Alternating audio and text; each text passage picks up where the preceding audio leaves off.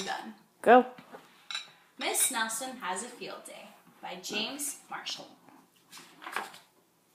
For some weeks now, gloom had blanketed the Horace B. Smedley School. No one laughed or threw spitballs. No one even smiled. Miss Nelson was worried.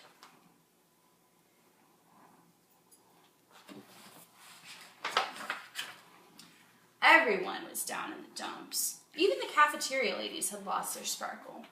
Mr. Blandsworth was so depressed he hid under his desk. It's the worst team in the whole state, he said.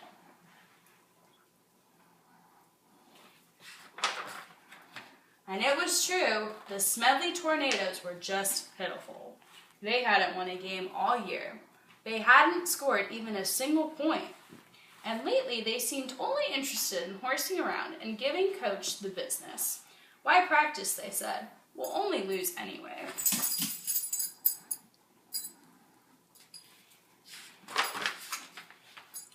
We're in for it now, said old Pop Hansen, the janitor. The big Thanksgiving game is coming up, and the werewolves from Central are real animals. They'll make mincemeat out of our team.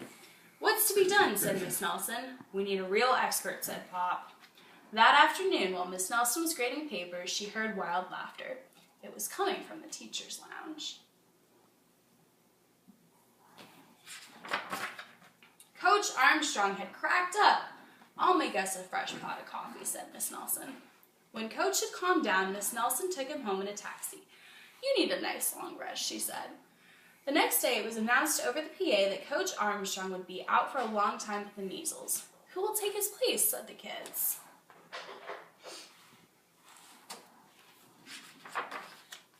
When Miss Nelson passed by Lulu's after school, a serious discussion was going on. We need someone who can really get the team into shape for the big Thanksgiving game, said one kid. Someone who knows how to get results. It's too bad Miss Viola Swamp isn't around, said another. Who? Said a kid who was new in town. You've never heard of Viola Swamp, said the first kid.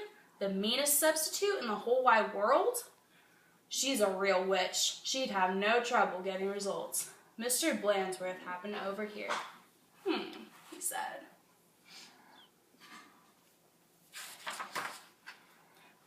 Said Miss Nelson, and she wasted no time getting home.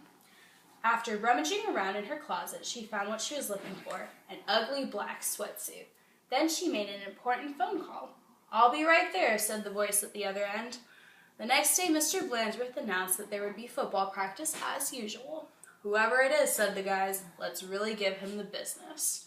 The doors to the coach's office flew open, and out she stepped.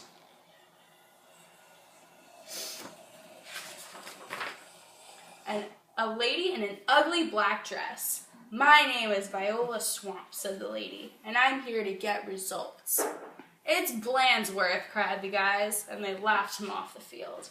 Oh, rats, said Blandsworth. How could they tell? Just then, the guys heard the sound of squeaky tennis shoes. I'm Coach Swamp, said the lady in the black sweatsuit. Holy smoke, cried the team. The Swamp. The team's full book tried to pussyfoot away. Not so fast, Mr. Smarty, said Coach Swamp. Wow, said one of the guys. Did you see that tackle?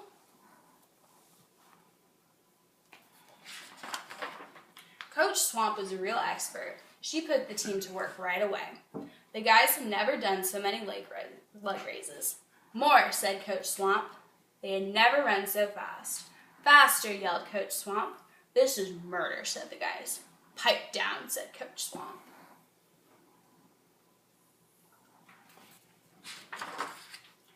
In a matter of days, the Smedley Tornadoes were looking better. Coach Swamp really gave them the business. Mr. Blandsworth was a little puzzled, however. Who is that Miss Swamp, he said. Maybe Miss Nelson knows. I'll go ask.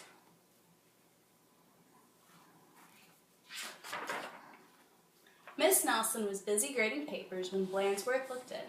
I don't want to disturb her, said Blandsworth. She probably doesn't know anyway. Down on the field, Coach Swamp was having a little talk with the team. And don't ever think you can horse around again, she said, because the Swamp will be watching.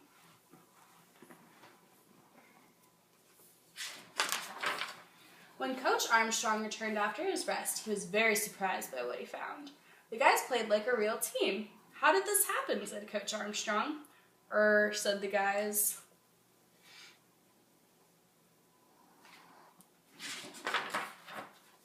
On Thanksgiving Day, the tornadoes clobbered the werewolves 77-3. It was a great day for the Horace B. Smedley School.